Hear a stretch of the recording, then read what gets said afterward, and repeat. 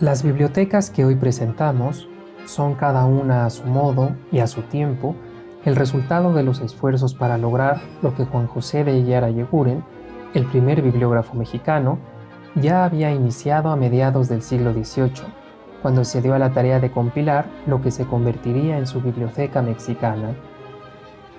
Tomando como modelo la Biblioteca Hispana de Nicolás Antonio, y como respuesta irrefutable a las acusaciones del deán Martí de una total ausencia de libros, bibliotecas y culturas en las Indias occidentales, Juan José de Eyara-Eguren conformó su repertorio. Solo alcanzó a ver publicada, en la imprenta que adquirió para ello, el primer volumen que contiene las letras de la A a la C en el año de 1755. El resto permaneció manuscrito, y solo alcanzó la letra J de nombre de pila. Era el primer intento de construir un catálogo completo de las obras escritas en México, y este proceso le permitió descubrir su propia tradición, a la que nombró Biblioteca Mexicana. Sus descripciones, tan precisas y rigurosas, de los autores, las obras e incluso las características materiales de los ejemplares que poseía, hacen de la Biblioteca Mexicana una obra fundamental para el estudio de la producción bibliográfica colonial. Casi 70 años después, otro sacerdote, José Mariano Beristain de Sousa, apuntaló la labor empezada por Eyara en su Biblioteca Hispanoamericana Septentrional, ampliando la información en el tiempo y en la medida de sus propios intereses, más allá del trabajo de su antecesor. Sin embargo, las obras descritas por Eyara y Beristain no se encuentran hoy todas en México, dada la importancia que ha tenido la bibliografía mexicana para coleccionistas extranjeros. El fenómeno del coleccionismo ha tenido como consecuencia una gran dispersión del legado bibliográfico del país. Las bibliotecas que tenemos el gusto de presentar hoy son repositorios imprescindibles que reúnen y preservan obras significativas del patrimonio bibliográfico mexicano. Permiten seguir la huella de la evolución de la cultura escrita en México, el lugar que ocupan en ella las influencias de fuera y cómo éstas se fueron uniendo con elementos locales para conformar lo que es hoy la bibliografía mexicana.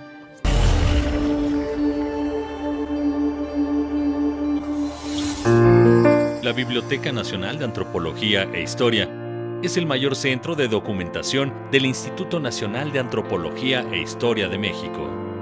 En ella reside todo un universo de libros y manuscritos especializados al servicio de las diferentes disciplinas que toman por objeto de estudio al ser humano en su devenir por el tiempo, entre ellas la historia, la etnohistoria, la antropología social, la antropología física, la etnología, la arqueología y la lingüística. Es además un organismo garante del patrimonio bibliográfico y documental de nuestro país, pues está obligado por ley a conservar, desarrollar, estudiar y difundir los acervos que celosamente resguarda. Para conocer la historia de la Biblioteca Nacional de Antropología e Historia, debemos remontarnos hasta el año de 1825, cuando Guadalupe Victoria, primer presidente del México independiente, con el consejo de Lucas Alamán, prestigiado político e historiador de la época, fundó un 18 de marzo el Museo Nacional de México. En ese lugar se tuvo a bien reservar una habitación para dar cabida, según las palabras de su primer conservador, a las obras maestras de antigüedades e historia natural, manuscritas o impresas, y las que den a conocer nuestro territorio. 4 décadas más tarde, aquella habitación cobró mayor importancia y obtuvo el carácter de departamento. Esto sucedió en 1865, durante el Segundo Imperio Mexicano, cuando Maximiliano de Habsburgo dotó al museo de un edificio propio y reorganizó sus acervos en 3 departamentos, uno de historia natural, otro de arqueología e historia y uno más para biblioteca. Aunque las efemérides mencionadas son importantes en el devenir de nuestro repositorio, fue hasta el 22 de diciembre de 1888, durante el mandato de Porfirio Díaz, que la biblioteca del museo se inauguró formalmente. El prestigiado historiador Francisco del Paso y Troncoso fue el encargado de cortar el listón y de dar nombramiento de primer bibliotecario al polígrafo José María de Ágreda y Sánchez, cuya elección fue precedida por su amplia experiencia como paleógrafo del Archivo General de la Nación y también por el exigente celo guardián que forjó al desempeñarse como el último responsable de la Biblioteca Turriana de la Catedral Metropolitana, la primera de carácter público que existió en el territorio nacional. Ya en el México moderno, y a partir de la creación del INAH en 1939, la Biblioteca del Museo pasó a ser la Biblioteca Central del Instituto. En 1976, agregó su nombre oficial el de su director, el doctor Eusebio Dávalos Hurtado, sentido homenaje a uno de los antropólogos físicos más notables de nuestro país, quien desafortunadamente murió en 1968 a los 59 años de edad. Como ya se esbozó anteriormente, la Biblioteca del Museo tuvo su primera sede en el edificio que alguna vez alojó la Casa de Moneda Novohispana, justo en la parte trasera del actual Palacio Nacional, el mismo lugar donde hoy reside el Museo Nacional de las Culturas. Aunque su ubicación dentro de ese recinto varió con el tiempo, finalmente, hacia 1909 ocupó un importante espacio situado en la planta baja del edificio, donde obtuvo un espacio bastante holgado para alojar sus colecciones que se hallaban en crecimiento y también donde dar cabida a los ávidos lectores que mes con mes acudían a sus instalaciones. Para ese momento, los antiguos libreros de madera fueron sustituidos por elegantes y eficientes estanterías metálicas procedentes de Estados Unidos. Su ubicación, en el centro mismo de la capital del país, según testimonios de la época, convirtió a la biblioteca en uno de los puntos de reunión más concurridos por estudiosos e intelectuales de los últimos años del siglo XIX y la primera mitad del XX.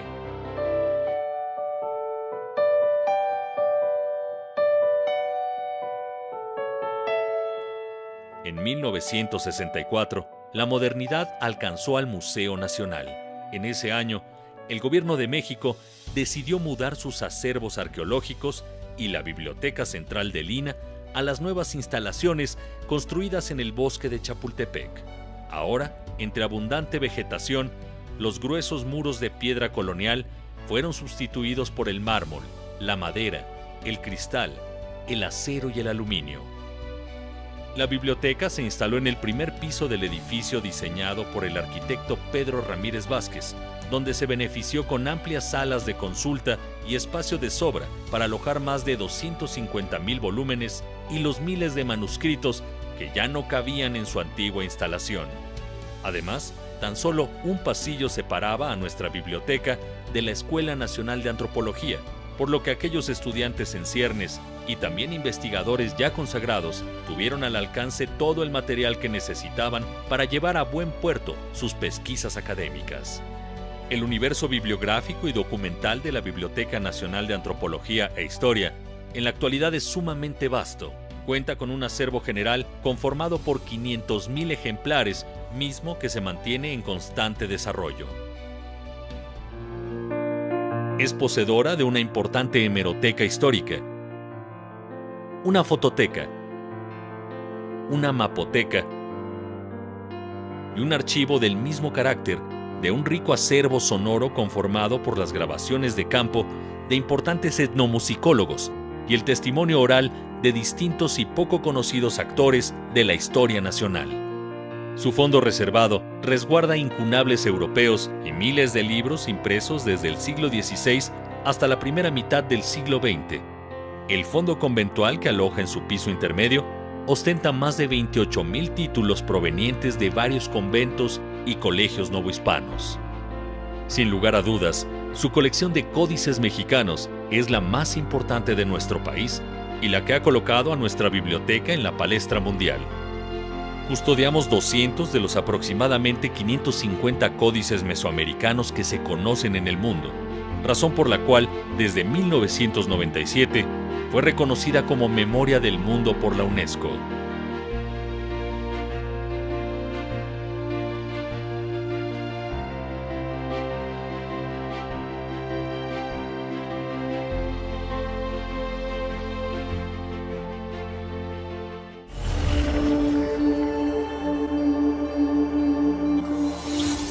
La Biblioteca Fray Francisco de Burgoa se encarga de conservar, preservar y difundir el patrimonio bibliográfico y documental de la Universidad Autónoma Benito Juárez de Oaxaca, con el fin de desarrollar un espacio social de reflexión de la memoria histórica y el cuidado del patrimonio cultural. La Biblioteca de Burgoa se localiza en el interior del exconvento de Santo Domingo de Guzmán en la ciudad de Oaxaca, edificio que fue habitado por los dominicos en el siglo XVII, XVIII y durante la primera década del siglo XIX. El origen de la Biblioteca Fray Francisco de Burgoa se remonta a 1826, cuando el gobernador José Ignacio de Morales decretó la creación del Instituto de Ciencias y Artes del Estado de Oaxaca. Formalmente, el instituto comenzó a funcionar el 8 de enero de 1827 y, de acuerdo con el decreto de creación, se ordenaba el establecimiento de una biblioteca cuyo acervo contaría con las obras más selectas sobre ciencias y artes. Y en efecto, la creación de la biblioteca y su primer reglamento fue publicado el 27 de junio de 1827. En él se advertía: la biblioteca del instituto es pública. Para la década de 1840, el Instituto de Ciencias y Artes se trasladó al exconvento de San Pablo, donde estudió Porfirio Díaz y donde uno de los profesores del recinto fue el licenciado Benito Juárez. En 1857 se decretó la desamortización de los bienes de las distintas corporaciones.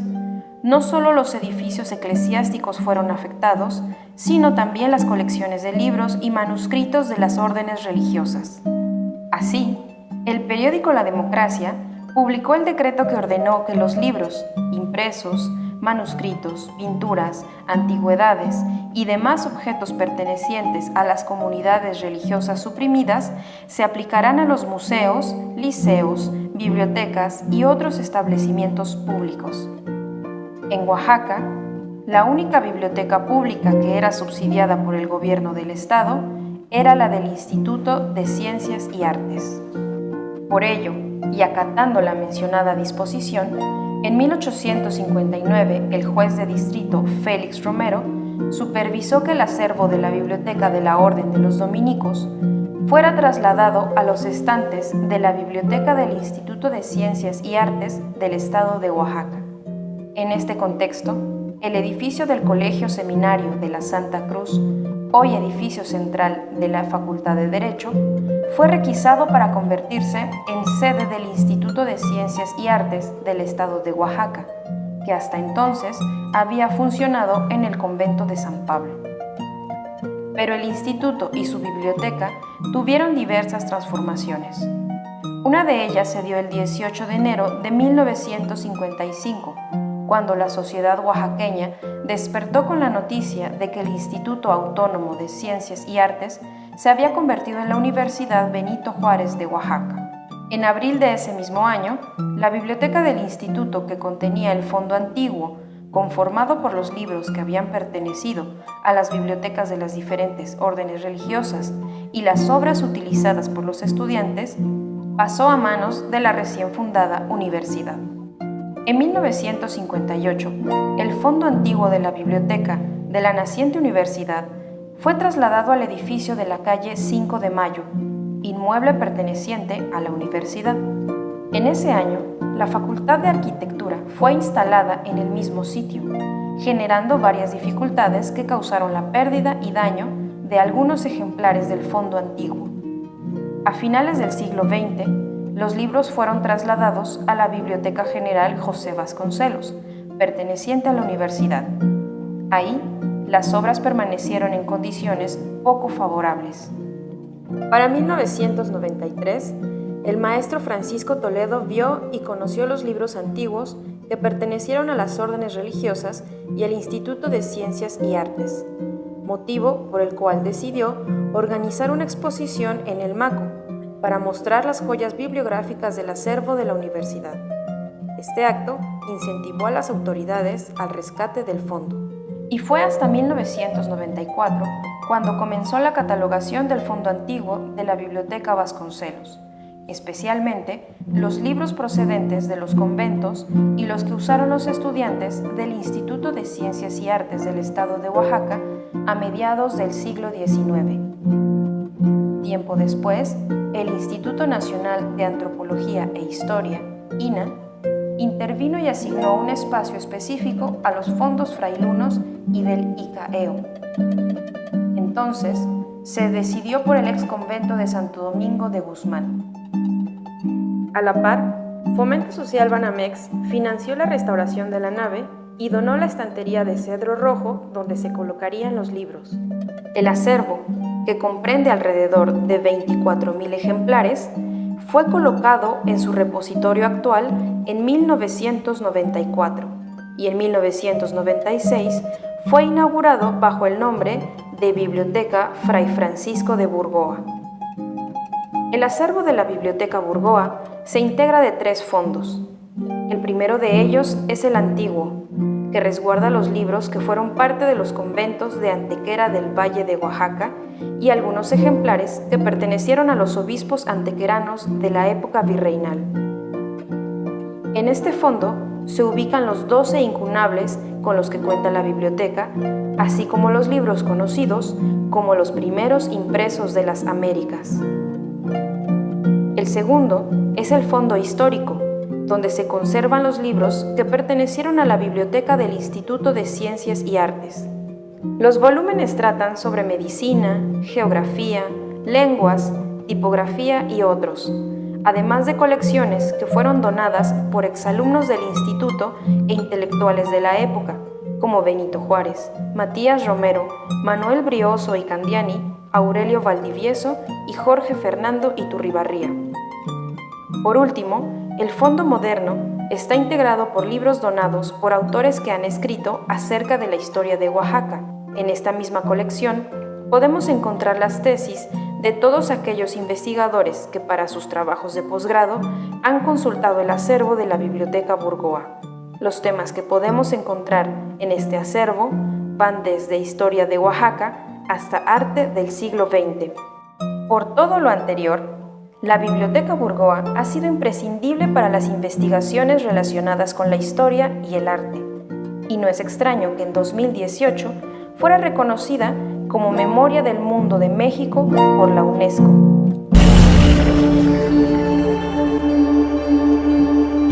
La Biblioteca Nacional de México se encuentra al sur de la ciudad, en el corazón del campus universitario de la UNAM.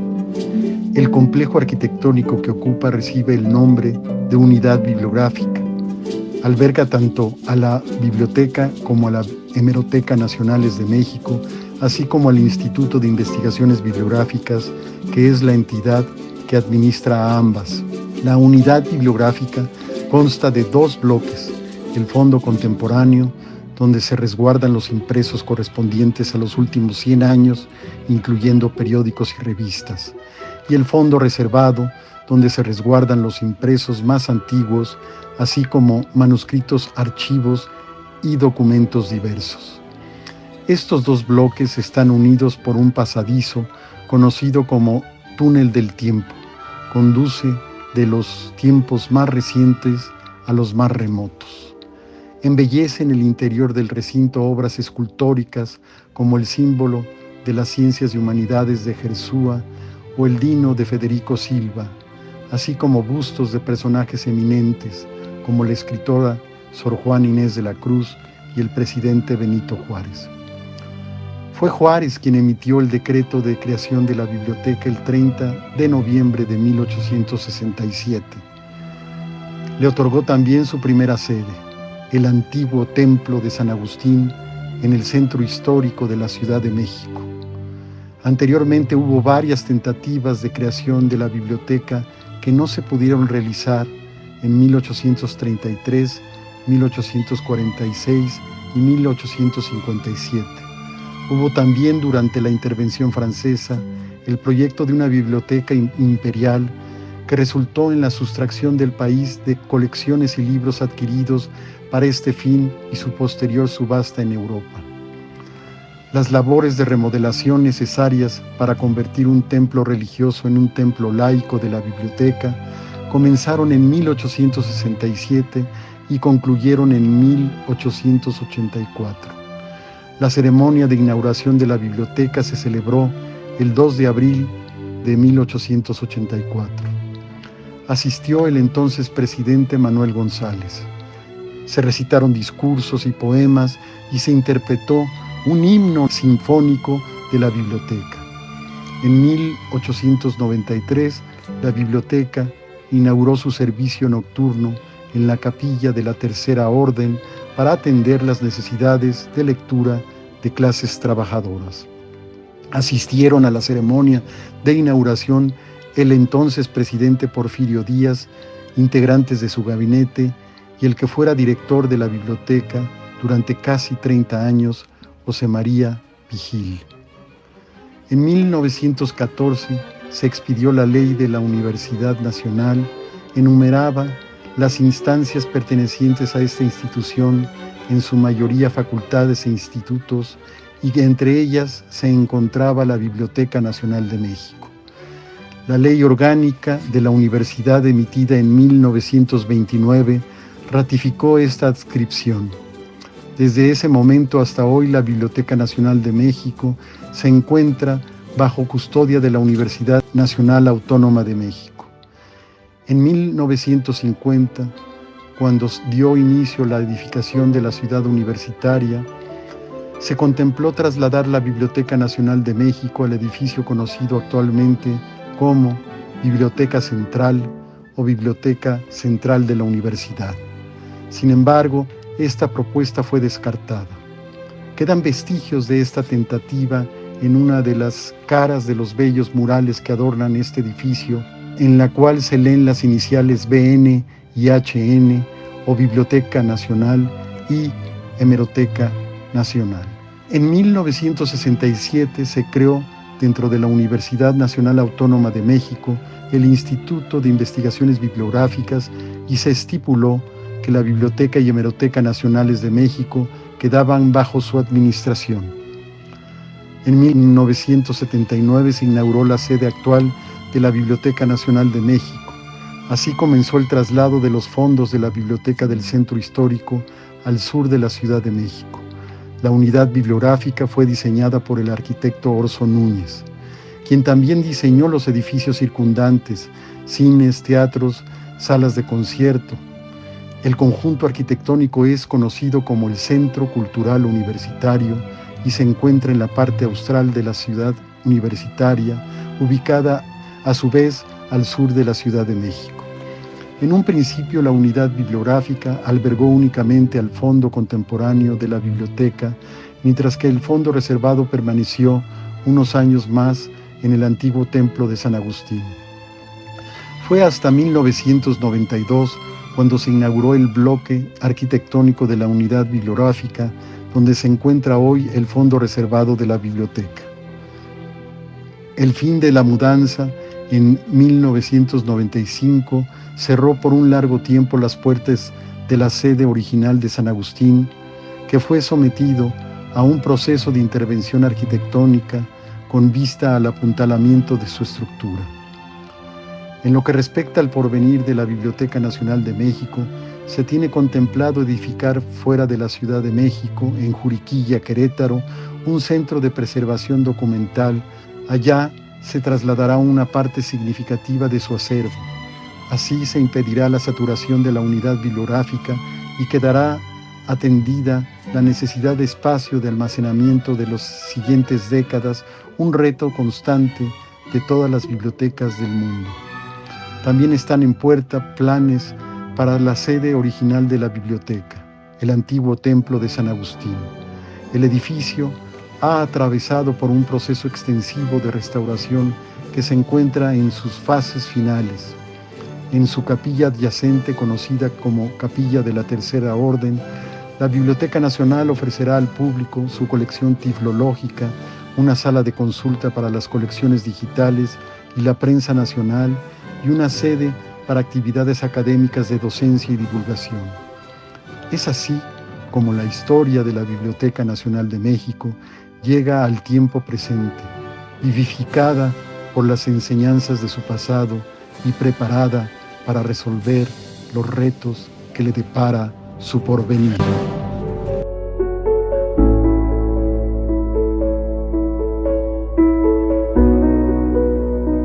El Maya de México es uno de los códices más antiguos que custodia la Biblioteca Nacional de Antropología e Historia. Junto con los llamados Dresde, París y Madrid, conforma un grupo de manuscritos prehispánicos pertenecientes a la cultura maya.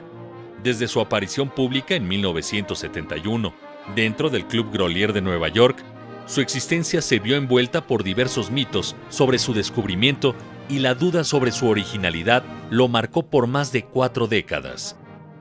Aunque desde su aparición fue estudiado por prestigiados investigadores, la incertidumbre en torno a su procedencia y temporalidad no fueron zanjadas con mucho éxito.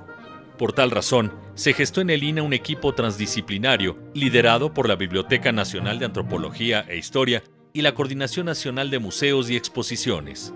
Así, historiadores, arqueólogos, epigrafistas, físicos, biólogos, geólogos y entomólogos forenses lograron desentrañar nuevos secretos en torno a este documento mesoamericano. Algunas de las conclusiones y novedades que se publicaron son: el códice llegó al museo en 1974, cuando fue remitido por Josué Sáenz, su dueño en ese tiempo, con la finalidad de ser estudiado y con la consigna de que, si resultara ser original, sería donado a la biblioteca del museo para su resguardo. Se descubrió que para su manufactura se utilizó amate proveniente de una moraceae, yeso para la imprimatura y pigmentos como la grana cochinilla y azul maya para las pictografías.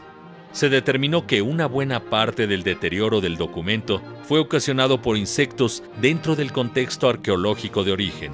Además, quedó claro que se trata de un almanaque consagrado al planeta Venus, cuya finalidad fue prevenir y corregir augurios de carácter aciago. Por último, se confirmó que fue elaborado en el posclásico temprano, alrededor del siglo XII, refrendándose como el libro legible más antiguo de América. Entre los códices virreinales de la Biblioteca Nacional de Antropología e Historia, destaca el llamado Chavero de Huejotzingo.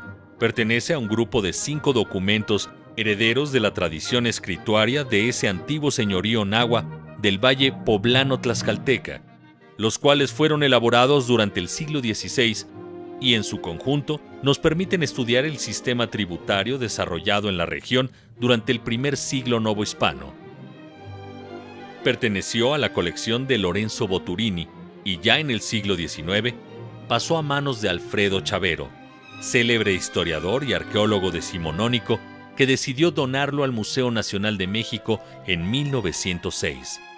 Actualmente forma parte de la colección de códices de la Biblioteca Nacional de Antropología e Historia.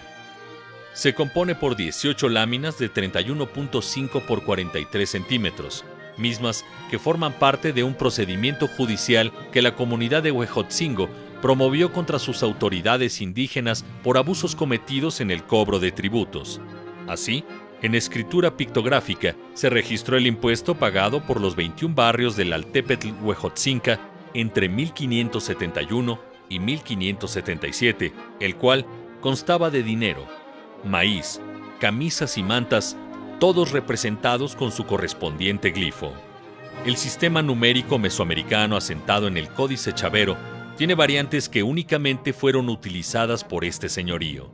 Si observamos atentamente las pictografías, veremos que para representar las cantidades del 1 al 9 se pintaba el objeto contado el número de veces que fuera necesario. Para expresar el número 10 se utilizaba un rombo, para el número 15 una media luna, el 20 se representaba con una bandera o una mazorca de maíz, el 400 con un mechón de pelo o tzontli y el 8000 con una bolsa. Es de llamar la atención que cualquier cantidad podía representarse únicamente con estos numerales. El Códice Chimalpaín es una de las adquisiciones más recientes de la Biblioteca Nacional de Antropología e Historia. Se trata de 3 volúmenes encuadernados en pergamino, redactados entre los siglos XVI y XVII por Fernando de Alba Ixtlilxóchitl, texcocano, descendiente del famoso gobernante y poeta Netzahualcóyotl, y Domingo de San Antón Muñón Chimalpaín Cuautlehuanitzin, sucesor de los señores de Chalcoamecameca.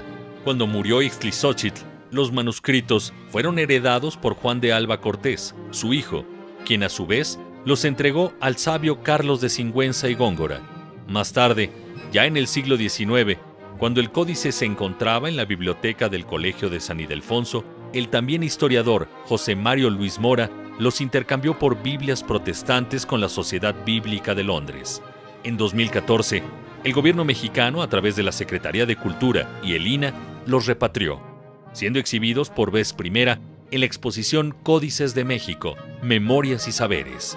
A diferencia de los otros manuscritos de la colección, carece de pictografías, por lo que sus autores se valieron únicamente de caracteres latinos en castellano y náhuatl para transmitir su discurso. La obra narra el devenir histórico de los primeros pueblos asentados en el centro de México, desde la creación del mundo hasta la llegada de los españoles. Lo anterior es enriquecido con datos sobre tradiciones, vida cotidiana, genealogías y calendarios. También contiene una historia sobre los gobernantes de Tenochtitlan y Texcoco y la copia en náhuatl más antigua que se conoce de la Crónica Mexicayotl de Fernando Alvarado Tezosomoc, descendiente de la nobleza mexica Tenochca. Con sus obras, los autores indígenas mencionados buscaron insertar la historia y las tradiciones mesoamericanas dentro de la historiografía universal, por lo que podemos considerar a estos manuscritos como el inicio de la historiografía mexicana. Aunque no hay manuscrito de esta colección que no sea interesante, hay uno en particular que está muy ligado a la difusión que, durante el siglo XIX, se hizo de las llamadas Antigüedades Mexicanas. Se trata del número 747, un álbum catalogado como Dibujos en Negro de Antigüedades Mexicanas por el señor Luciano Castañeda, dibujante del Museo Nacional de México. Castañeda acompañó a Guillermo Dupé, explorador y capitán de dragones, en la Real Expedición Anticuaria que realizó por el territorio novohispano entre 1805 y 1809.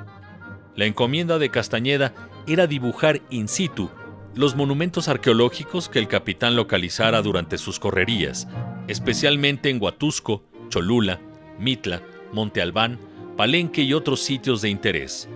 Más tarde, esa obra plástica fue manipulada y utilizada por distintos editores europeos para ilustrar sus publicaciones sobre antigüedades mexicanas, entre ellos Lord Ginsburg, quien reprodujo varias láminas en su monumental obra Antiquities of Mexico, mientras que Jean-Henri Baradeg hizo lo propio en su Antiquités Mexicaines, Relation des trois expeditions du Capitaine Dupé.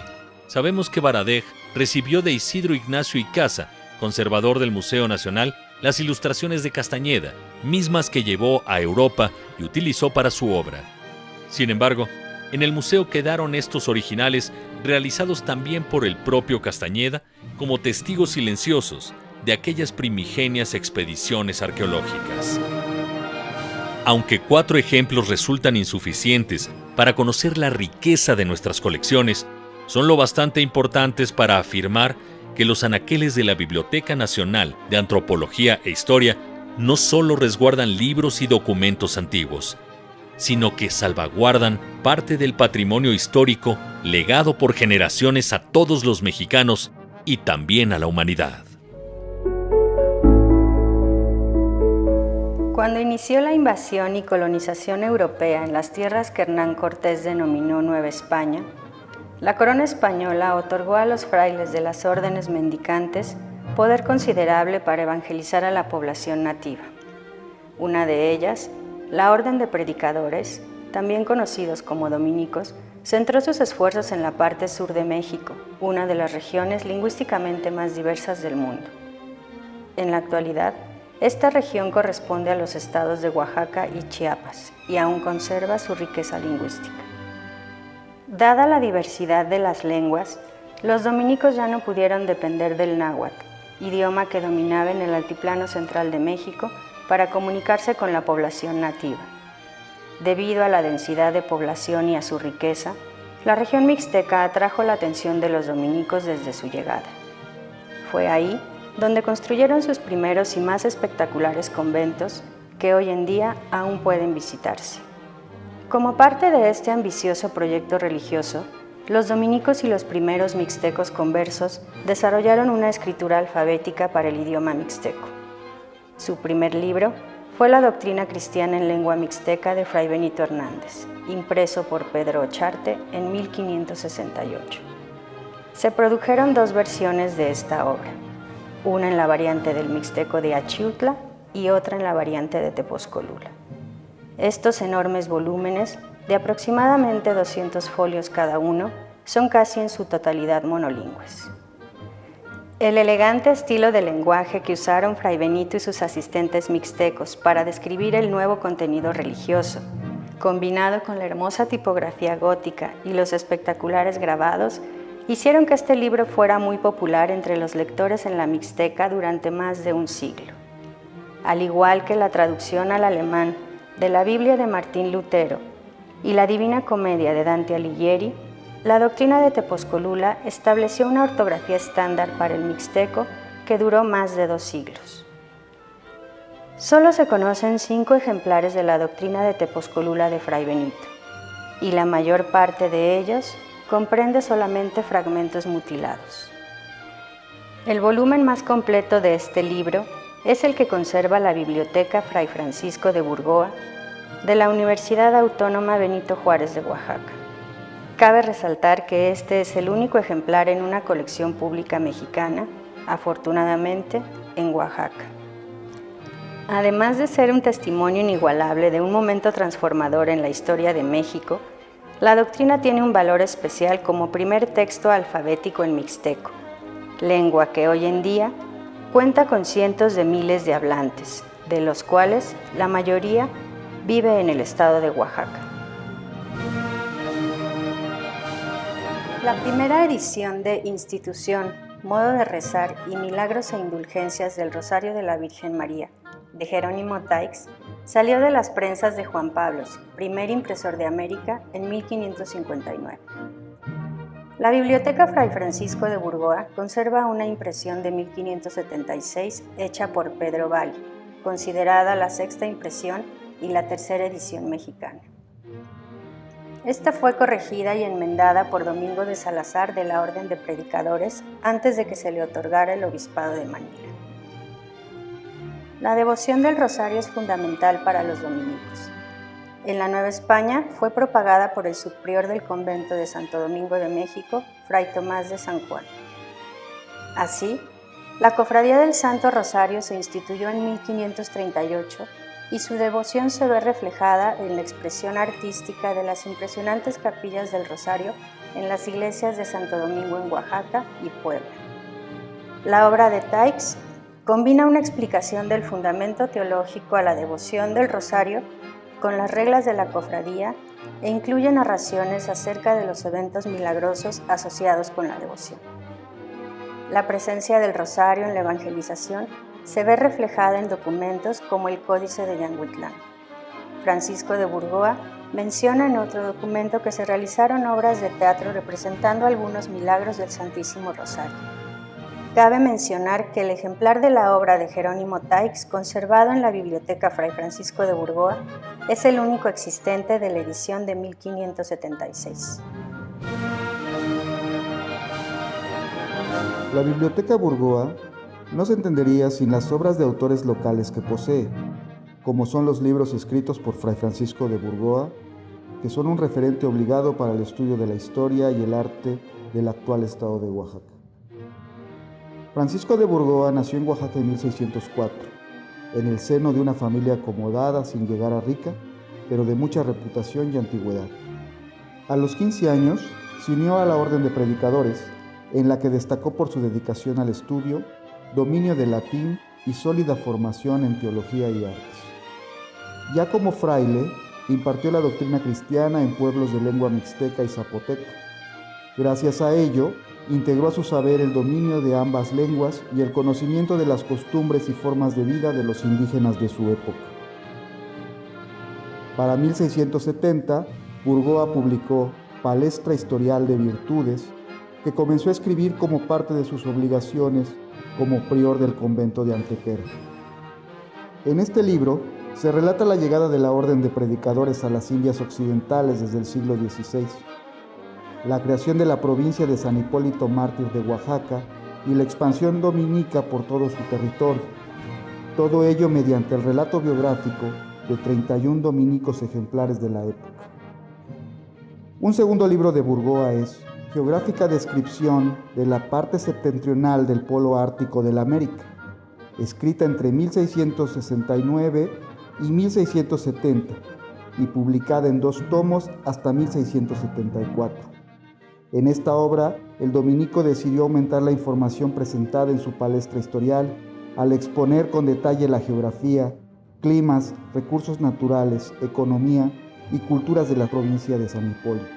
Los 2 libros son fundamentales para conocer la imagen de Oaxaca a finales del siglo XVII, su gente, las costumbres y lenguas que se hablaban en los diferentes pueblos, así como la producción de grana cochinilla, tinte que dio fama a Antequera, y qué decir de la construcción de edificios civiles y religiosos.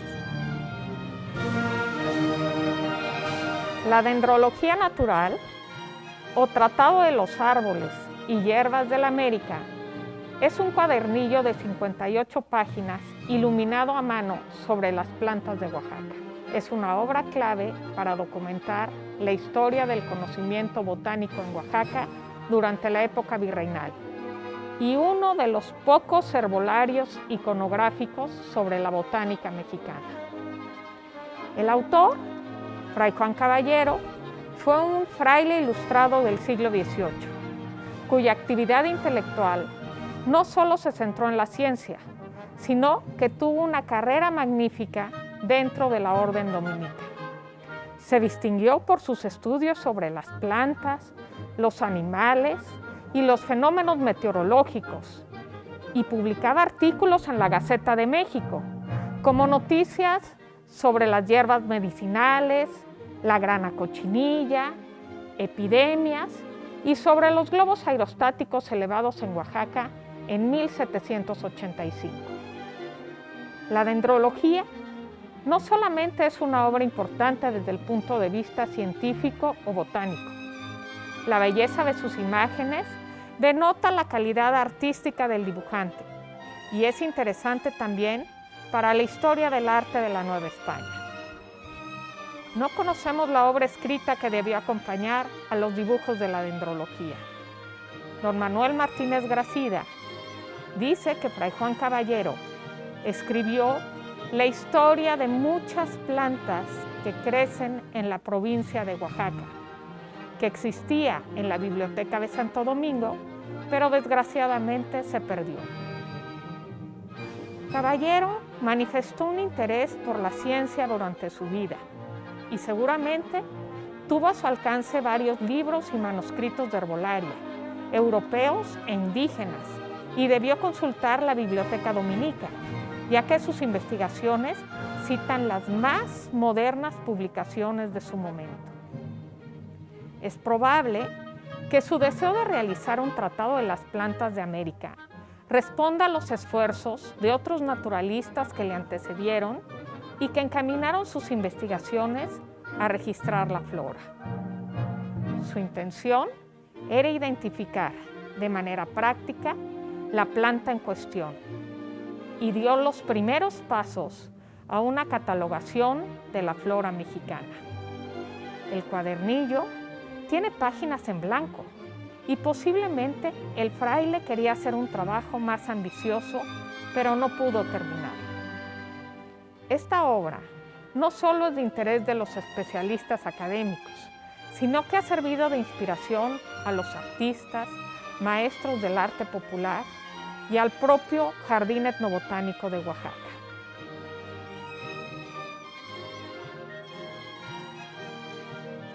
La Biblioteca Burgoa también posee obras del siglo XIX, como la que escribió Francisco Bonet. Nociones elementales del dibujo lineal y natural, opúsculo formado para el uso de los jóvenes que comienzan a cursar los rudimentos del arte, que publicó en 1851. Se trata de una obra sobre la teoría de la práctica del dibujo, escrita por uno de los personajes más autorizados en el tema. Bonecchi destacó en la práctica y enseñanza de la pintura en Oaxaca a mediados del siglo XIX. Fue un promotor constante de la educación artística en el Estado, así como un pensador prolífico en los periódicos locales de la época. Tanto sus obras pictóricas como literarias reflejan una visión de la historia progresista a través de la representación de los héroes y los acontecimientos que consolidaron el proyecto nacionalista encabezado por los liberales. Bonecchi realizó sus primeros estudios de dibujo y pintura en el Instituto de Ciencias y Artes del Estado. Para 1840 se trasladó a la Ciudad de México para ingresar a la Academia de San Carlos, pero tuvo que regresar poco tiempo después por falta de solvencia económica. A su regreso a Oaxaca, el pintor, de acuerdo con las ideas vigentes, empezó a ver en el arte una posibilidad de transformación de la sociedad. Parte de este pensamiento quedó expresado en su opúsculo, en el que defendió la antigua visión de la pintura como un arte liberal, producto del intelecto que obliga al artista y al maestro a contar con los conocimientos teóricos sobre las matemáticas. El libro está escrito a manera de diálogo entre maestro y alumno, con preguntas y respuestas de fácil comprensión sobre las definiciones de dibujo, perspectiva, la forma del cuerpo, los movimientos y los gestos, así como algunas nociones sobre arquitectura. El éxito de la obra fue rotundo, ya que tuvo una segunda edición, de la que no han quedado ejemplares, una tercera en 1866 y una cuarta en 1872. Además, el opúsculo se convirtió en uno de los libros básicos de la clase de dibujo en el Instituto de Ciencias y Artes del Estado, donde ya desde los años 60 Bonecchi era profesor. Actualmente, una parte de los ejercicios que los alumnos realizaron se conservan en la Biblioteca Fray Francisco de Burgoa. El manuscrito de Cantares Mexicanos es uno de los tesoros más importantes que guarda el Fondo Reservado de la Biblioteca Nacional. Es un manuscrito en cuarto, escrito en papel de tela, con letra itálica. El papel es muy bueno, de mucha calidad, de algún molino europeo. Tiene filigranas preciosas y se conserva muy bien. Contiene, en el papel se pueden apreciar muy bien la verjura con los tizones y los corondeles que forman el papel clásico antiguo de tela. El contenido es también muy rico. Es un conjunto de 12 textos, de los cuales los 3 primeros se refieren a la cultura de los nahuas, de los pueblos nahuas, a la poesía y al pensamiento. Y los otros 9 son una miscelánea de evangelización, porque tiene de todo un poco. Tiene sermones para el Día de Corpus, tiene una parte muy importante de la literatura de los exempla medievales, tiene la vida de San Bartolomé, meditaciones sobre la muerte y una fábula de Esopo que ya muestra también el espíritu renacentista de esta época.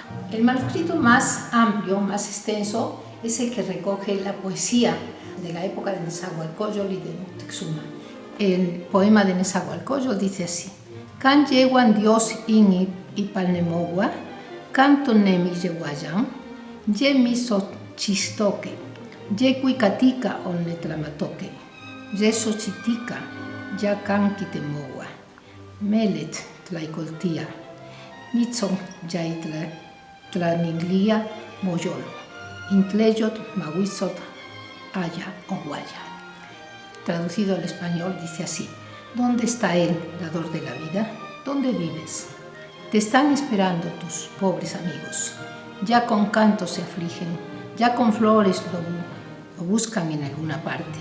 Lo desean con ansiedad, te piden tu corazón, la fama, la honra. Otro de los escritos verdaderamente importantes de este manuscrito es el calendario mexicano, latino y castellano, que es un escrito de Sahagún. En él, Sahagún, trae cosas muy interesantes en el prólogo, pero lo que interesa destacar aquí es que él quiso hacer una correlación de los 2 calendarios del mundo mesoamericano con los 2 calendarios del mundo cristiano. y hizo unas tablas de correspondencia con los meses, entre los meses gregorianos, del calendario gregoriano, y los meses del calendario mesoamericano. Y al final trae un calendario iconográfico que no está completo, hay de las 18 fiestas que tenían los nahuas a lo largo del año. Ellos tenían meses de 20 días, 18 meses de 20 días, y en cada mes hacían una fiesta a un dios. Tenemos aquí los dibujos de las fiestas: Toxcal, que es Choli, Panquesalistli, Atemostli, Titiltl, Izcalli, Coahuitlegua, y luego los días nemontanes. Es muy bonito y es único también entre los textos que conservamos del México antiguo. Hay otros textos más, como decía, un arte divinatoria. Hay ejemplos tomados para la predicación, tomados de la Edad Media. Hay algunos textos, que esto sí es importante, sobre la Eucaristía y sobre la presencia real de Cristo en la Eucaristía, que era un problema importante en ese momento. Como final de esta brevísima presentación, ofrezco aquí la página, podemos ver la página de las fábulas de Esopo. Nican Ompegua Insasanili, Inki Tlali, Se Tlamatica y Toca Esopo. Aquí empiezan las fábulas que compuso un sabio llamado Esopo. Nos enseñan la prudencia en la vida. Y como final, este manuscrito es un conjunto de escritos de las preocupaciones que había en la Nueva España en el siglo XVI.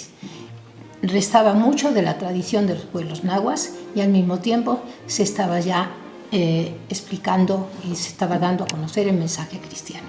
Por eso es que hay partes que recogen esta tradición de poesía y de pensamiento náhuatl y las otras partes que entran en el mensaje cristiano revestido con la palabra, con las figuras retóricas, con la poesía y con todo lo que implica el traducir a la lengua náhuatl. Francisco López de Gómara, Historia de México con el descubrimiento de la Nueva España, conquistada por el muy ilustre y valeroso príncipe don Fernando Cortés, Marqués del Valle, escrita por Francisco López de Gómara, clérigo, impresa en Amberes, en casa de Juan Estelcio, 1554. La Biblioteca Nacional de México conserva este ejemplar impreso en Amberes. Es la edición flamenca, una de las ediciones flamencas que se hacen en 1554.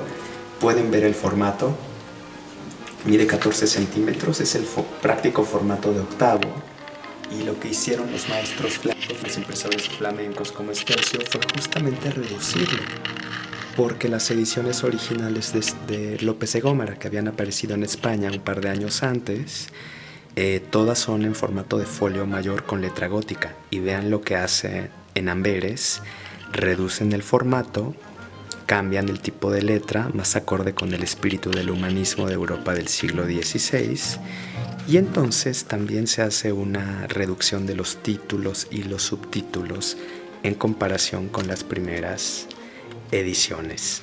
Ven, por ejemplo, los títulos del Temple de México, pero en la edición original, normal, en las ediciones españolas, los subtítulos suelen ser mucho más largos. Y una de las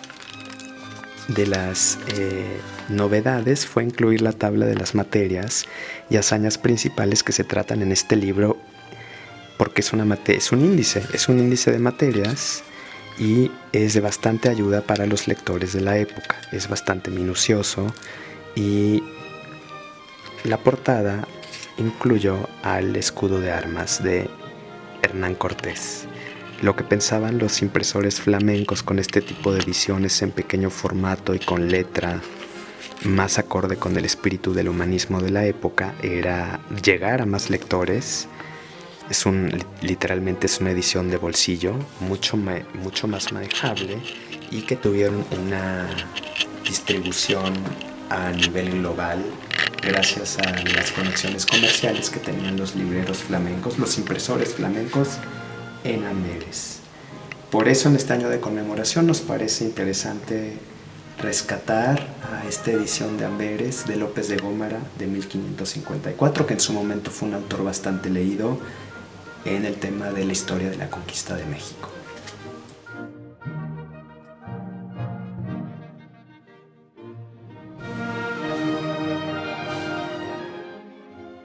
El valor de la astrología en las sociedades de antiguo régimen es muy diferente al que tenemos hoy en día. Debemos considerar que se trataba de una serie de estudios sobre el movimiento de los astros y la influencia que estos tenían en nuestra vida cotidiana, sobre todo con un énfasis en el ámbito médico, ya que las enfermedades dependían de la teoría de los humores y un equilibrio entre los 4 humores. De tal forma que esta obra, El repertorio de los tiempos, es una clara muestra de cómo era la práctica astrológica en la Nueva España a principios del siglo XVII. El ejemplar cuenta con anotaciones manuscritas de procedencia, probablemente de acuerdo con la letra de Felipe Zúñiga Ontiveros. También en la portada hay alguna firma que nos hace pensar, por el tipo de letra, que ya tenía un comprador desde el siglo XVII. Desde el punto de vista bibliográfico, representa una obra de gran valor por los elementos materiales incluidos. En términos generales, la obra está dividida en 5 tratados.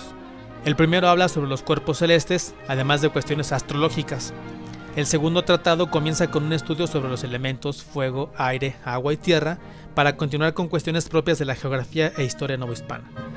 El tercer tratado destaca la relación entre los signos celestes y su influencia en los acontecimientos de México. El cuarto tiene una dimensión claramente decretoria, ya que en sus 10 capítulos se explican al lector cuestiones médicas bajo el paradigma de los humores y el movimiento de los astros.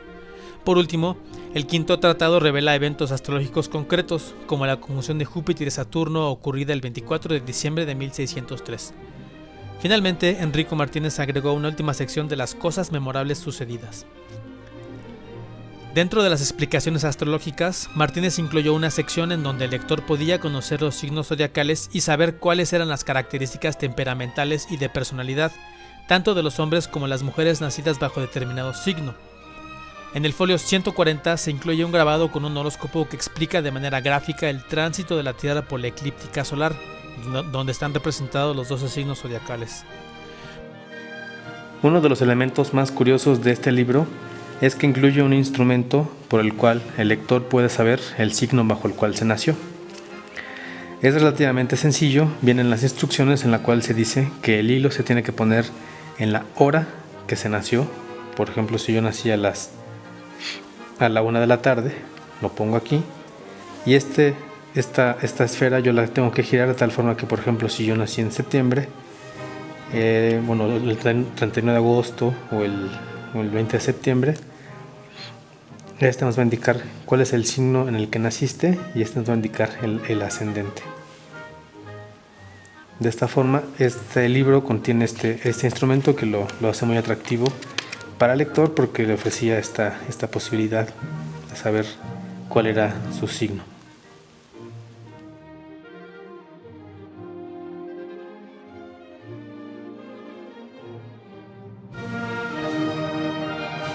El llanto de las estrellas al ocaso del sol anochecido en el oriente es una obra que salió a la luz en 1725 del taller del reconocido impresor José Bernardo de Ogal. Es una valiosa muestra de la cultura novohispana que puede ser apreciada desde muy distintas aristas: visual, literaria, social y bibliográfica, naturalmente. En el volumen, confeccionado en cuarto, se concentra una relación que detalla el solemne espectáculo fúnebre celebrado en la Ciudad de México en honor al joven rey Luis I de España, cuyo repentino fallecimiento le impidió completar su primer año de reinado. En sus páginas se detalla el túmulo erigido en su nombre y se incluyen los textos poéticos, tanto en latín como en castellano, consagrados a la memoria del tierno monarca, mismos que van acompañados a su vez de notables grabados que, como un todo, hacen de este documento una ventana que nos permite asomarnos al esplendor de la cultura virreinal. En la relación se presenta a la pira funeraria como suma del universo, siendo el rey un remedo del sol. La idea original fue concebida por 2 artistas de gran prestigio en la Nueva España. Al jesuita Francisco Javier de Cárdenas le debemos la palabra, al pintor y dorador Francisco Martínez el concepto de los emblemas. Sin embargo, lo planteado por esta mancuerna fue tan solo el punto de partida, pues en el material que encontramos hoy reunido en el llanto de las estrellas, tenemos la huella de otros grandes ingenios novohispanos, todos reunidos en conjunción en las páginas de este libro, con la finalidad de simbolizar el luto que trajo consigo la lamentable defunción de Luis I y consagrar su memoria, retomando siempre el planteamiento primigenio de Cárdenas y Martínez. El volumen contiene predominantemente frutos del poeta novohispano José de Villillerías y Ruelas, así como luce grabados elaborados por Francisco Silverio. Aquí se puede apreciar la firma. Francisco Silverio estuvo al frente de uno de los talleres de grabado más prolíficos de la Nueva España durante la primera mitad del siglo XVIII. En conjunto, las aportaciones de estos grandes artistas novohispanos hacen de esta obra del Llanto de las Estrellas una obra de gran relevancia en la historia del libro y de la imprenta en México. Así, en sus casi 150 folios, mismos que hacen de esta una pieza que pudiéramos considerar extensa, es posible apreciar grabados silográficos y calcográficos, notorias letras capitulares, viñetas tipográficas y una portada con orla completa. Al final, se incluyen asimismo varios sermones con motivo de la defunción del rey. Por todo esto, el Llanto de las Estrellas da cuenta de uno de los tantos festejos dedicados a Luis I en ambos lados del Atlántico y patentiza, por tanto, el estrecho vínculo de la sociedad novohispana con la corona, así como pone de manifiesto la activa participación de esta en la vida de la monarquía hispánica. Este es un ejemplar sobresaliente de la editorial mexicana de 1854 a 1856, ¿sí? Conocido como el álbum México y sus alrededores, una obra colectiva en la que participaron algunos de los escritores más notables de ese entonces, entre ellos Florencio M. del Castillo, Niceto M. de Zamacois, Manuel Paino, José B. Tomás de Cuéllar, escribiendo textos que describían paisajes, lugares y tipos mexicanos que en ese momento eran identificados como muy propios para una belleza extraordinaria, por un lado, y por otro, identificaban al país como una nación moderna, una nación mestiza que estaba alcanzando su desarrollo a mediados del siglo XIX. El propósito original del editor José de Caen era destacar a la capital de México como la ciudad más importante de América Latina, por su clima, por la belleza de sus paisajes, por el desarrollo arquitectónico y por la mezcla cultural que le permitían competir con otras grandes ciudades del mundo, tal como lo advirtió el barón de Humboldt cuando afirmó que México debía contarse entre las más hermosas ciudades que los europeos han fundado en ambos hemisferios. En la página introductoria, Florencio M. del Castillo advierte que las calles de la ciudad pasan de 482, que son rectas y en general bien empedradas, que se goza de un regular alumbrado que pronto sería de gas, que tiene cerca de 60 plazas y la población es poco más de 200,000 habitantes. Las láminas que componen la obra comenzaron a publicarse en 1855. La primera edición consideró la venta de 24 litografías por suscripción. Debido al éxito del álbum, de Caen hizo varias ediciones posteriores en 1864, 1870 y 1874, en las que aumentó el número de láminas. Las 42 litografías que la forman permiten conocer con detalle lugares y tipos de la capital de México a mediados del siglo XIX. Además, presenta vistas captadas desde un globo aerostático o desde las azoteas de algunos edificios.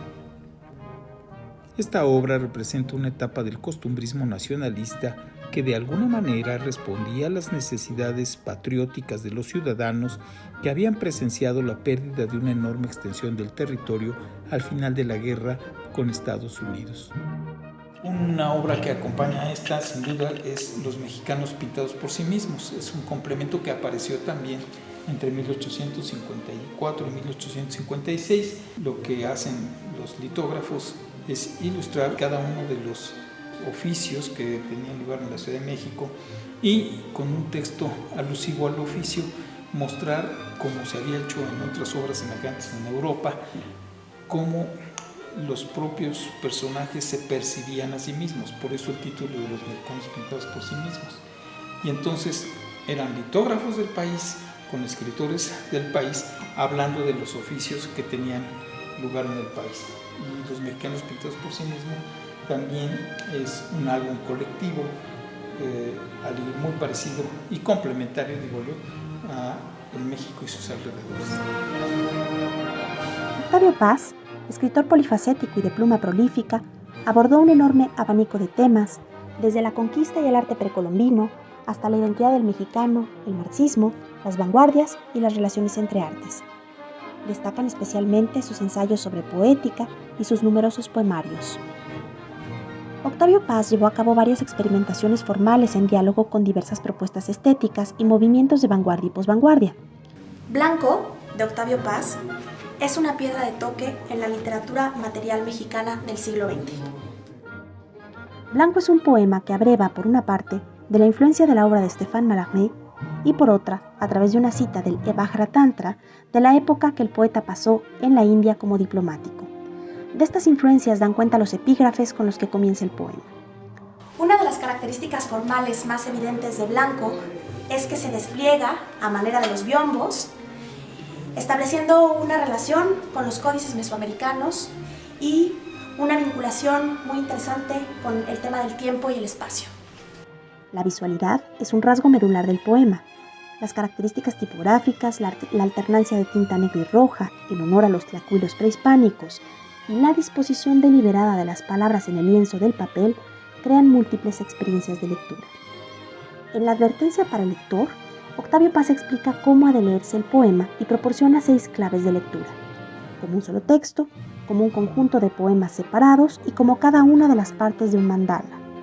La columna del centro es un poema que parte del blanco para llegar al blanco pasando por 4 estadios cromáticos: amarillo, rojo, verde y azul. El poema de la izquierda está dividido en 4 momentos que corresponden a los 4 elementos: aire, tierra, fuego y agua. La edición original fue concebida en 2 tomos incluidos en un estuche de cartón de 23 por 18 centímetros. En el primer tomo se encuentra el poema junto a las indicaciones de sus posibles lecturas. El segundo tomo, cuya edición estuvo a cargo de Enrico Mario Santí, incluye los borradores manuscritos anotados de Octavio Paz, reproducidos facsimilarmente y transcritos, cartas del autor a sus editores que incluyen indicaciones tipográficas y comentarios paralelos y posteriores al poema, ensayos y comentarios de traductores del poema a varios idiomas. Esta presentación pone al descubierto solo una parte muy pequeña del amplio panorama de la bibliografía mexicana y de sus repositorios patrimoniales.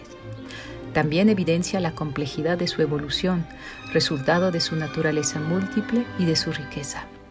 Nuestro legado cultural escrito es inmenso y universal, sin duda. Se trata de una herencia que es también una presencia.